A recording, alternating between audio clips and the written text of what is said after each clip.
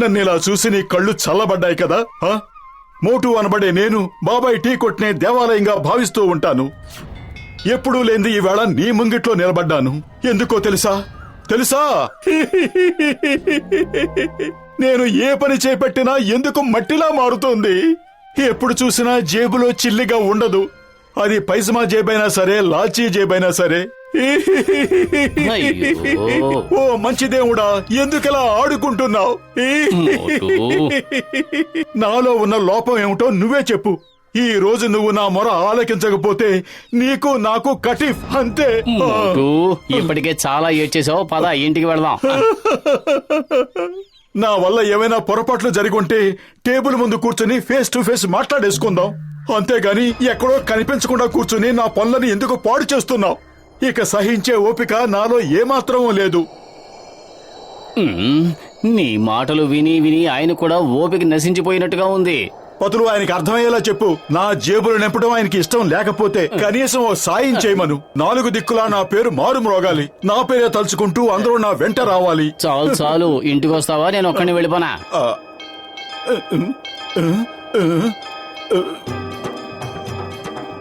Okay okay, వెళ్ళిపోతాను.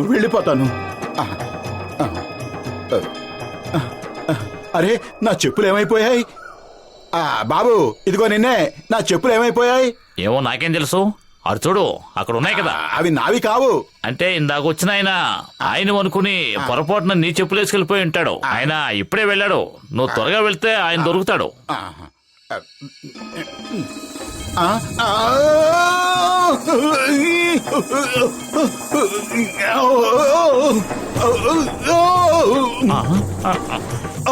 ఉన్నట్టుండి నా కాళ్ళకి ఏమైపోయింది?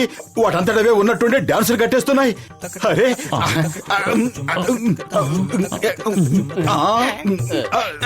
ఏ పతులు, నువ్వు ఇక్కడ నుంచి బాతాకాన్ని వేస్తున్నావా?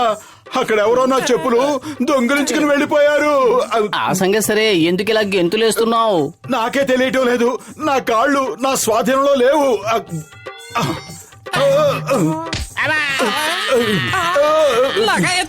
గచ్చటరాం, వెళ్ళిపో త్వరగా. ఇక్కడి నుంచి పారిపో, లేదంటే నా కాలు నిన్ను కూడా కిక్ చేస్తుంది. చాలా ఆపు. ఎందుకు నన్ను ఫుట్బాల్ లో తంతున్నావు?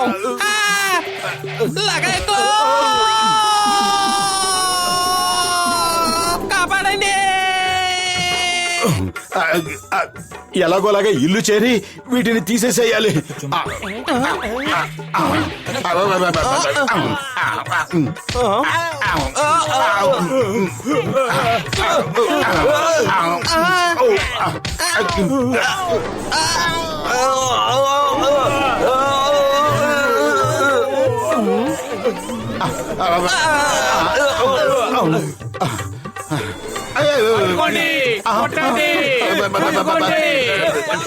ఈ జానవుతాడు డాన్, ఈ జానవుతాడు డాన్. కాపాడు. ఏంటి మోటు, ఇవాళ చాలా సంతోషంగా ఉన్నట్టున్నావు. డాన్సింగులు కట్టేసి తెగాడేస్తున్నావు. అద్భుతం బాస్, అద్భుతం. భలే కవిత చెప్పారు. ఈ కవితల గొడవలు గంగలో కలిపి ఆ బోటు ఎందుకు వచ్చాడో వెంటనే అడుగు. జాన్, నన్ను కాపాడు. పుర్పురి నగర ప్రజలు నన్ను కొట్టడానికి వస్తున్నారు.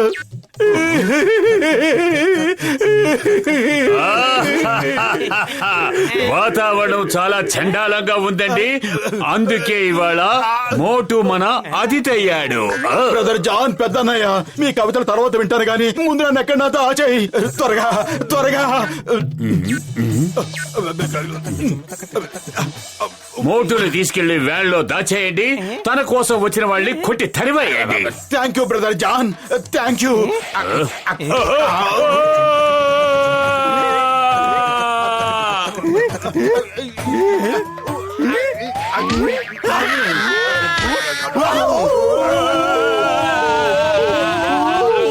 ఏంటి, సాయం చేస్తే తప్ప, సాయం చేస్తే గాల్లోకి తంతారా?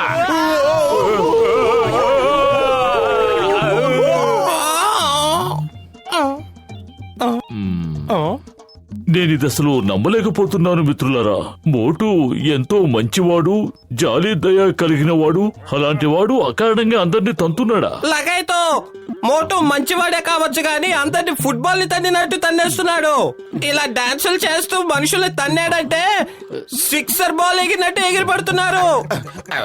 పెద్దన్నయ్య, నాకు దూరంగా ఉండు, నా దగ్గరికి రావద్దు. ఈ బూట్లు తొడుక్కున్నప్పటి నుంచి నేను రెండే పనులు చేస్తున్నాను. విచ్చలవిడిగా డాన్స్ కట్టేస్తున్నాను లేదా తన్నేస్తున్నాను. అలాంటప్పుడు ఆ బూట్లు తీసి పారేయచ్చు కదా. నీకు అర్థం కావటం లేదు, ఇవి కాళ్ళకి అతుక్కుపోయాయి, రావటం లేదు. దయచేసి నాకు సహాయం చేయి, ఈ బూట్లు ఎలాగైనా విప్పేయి. డాక్టర్ జట్కా, పొరపాటును కూడా దగ్గరకు వెళ్ళకండి.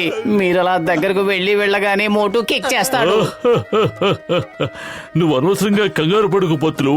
నా ఏర్పాట్లో నేను వెళ్తాను కదా. అరే మోటు, నా ప్రాణమిత్రుడా, నీ బూట్లని నేను విప్పేస్తాను. కృతజ్ఞతలు పెద్దన్నయ్య, కృతజ్ఞతలు.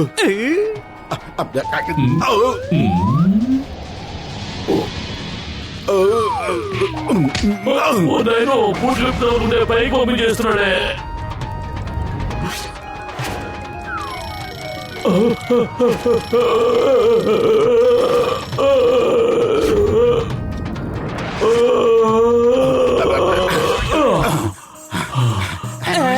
నా రోగుల మీద ఒట్టే చెప్తున్నాను. కేవలం స్పేస్ సూట్ వేసుకుని స్పేస్ అంతా చుట్టి వచ్చిన మొట్టమొదటి మనిషిని నేనే అయి ఉంటాను. నన్ను కొట్టేశాడు. సారీ పెద్దన్నయ్య, వెరీ సారీ. పతులు, కడుపు ఖాళీగా ఉంటే నా బుర్ర ఏమాత్రం పనిచేయదు. నేను బయటపడే మార్గం ఏదైనా ఆలోచించు. నన్ను ఇలా చూసి నీ కళ్ళు చల్లబడ్డాయి కదా. ఐడియా సర్జీ. పెట్టుకోక పొద్దున్నే దేవుడితో పెట్టుకున్నావు కదా, వెళ్ళు ఆయన దగ్గరికి వెళ్ళి క్షమాపణ అడుగు. నీకు సరైన గుణపాఠం చెప్పడానికే ఆయన ఈ బూటను పంపించి ఉంటాడు. థ్యాంక్ యూ పతులు, నువ్వే నా నిజమైన మిత్రుడివి. దగ్గరకు రాకు, దూరంగా నిలబడు. నీ కాళ్ళకంటుకున్న బూట్లు విడిపోయేంత వరకు నీకు నీ స్నేహానికి దూరంగా ఉండడమే మంచిది. అయ్యో అయ్యో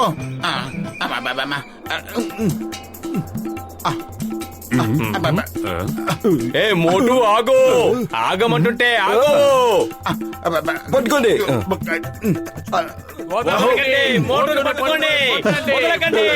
అందరూ నా పేరే తలుచుకుంటూ నా వెంట రావాలన్నందుకు ఇంత పని చేస్తావా? నేను ఆ ఉద్దేశంతో కోరుకోలేదు. రావద్దు, వెనక్కి వెళ్ళిపోండి, వెళ్ళిపోండి.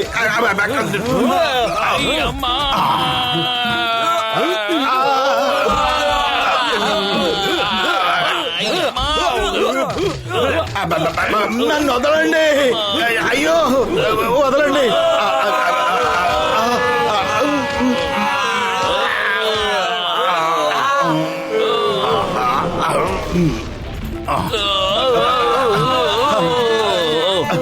వాణ్ణి వదలకూడదు, పట్టుకోండి.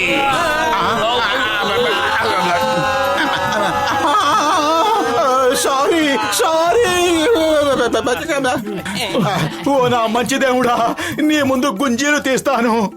పొద్దున నీ ముందు నోటుకొచ్చినట్టు ఏదేదో వాగేశాను. ఆ వాగుడికి తగ్గ శిక్షను పొద్దుటి నుంచి అనుభవిస్తూనే ఉన్నాను. ఈ ఒక్కసారికి నన్ను క్షమించేసేయ్. ఈ క్షణం నుంచి గుడ్డుబాయిలాగా బతుకుతాను. మోటు, నువ్వేం దిగులు పడకు. భగవంతుడు చాలా మంచివాడు, నీ మొర అలకిస్తాడు. అరే నీ కాళ్ళు చూడు, ఇప్పుడు అవి డాన్స్ చేయడం లేదు. శాప విముక్తి లభించినట్టుంది.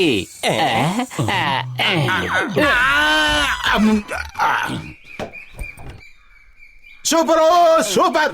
పతులు, ఈ గండం నుంచి నువ్వే నన్ను కాపాడావు. ఆ భగవంతుడు నిన్ను క్షమించాడేమో గాని ఈ మనుషులు మాత్రం నిన్ను క్షమించేలా లేరు. ప్రాణాలు కాపాడుకోవాలంటే వెంటనే ఇక్కడి నుంచి పారిపో మోటు. అందరూ కట్టకట్టుకుని దాడి చేయడానికి వస్తున్నారు, పారిపో. వాళ్ళు ఇప్పుడు నువ్వేం చెప్పినా వినే పరిస్థితుల్లో లేరు, పారిపో.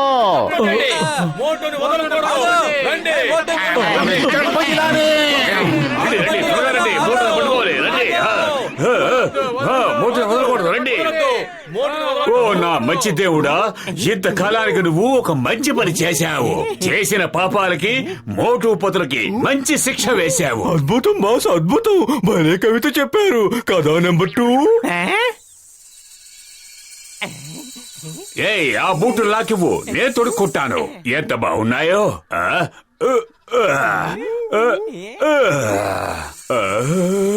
ఏం జరుగుతుంది నాకు? ఏం జరుగుతుంది?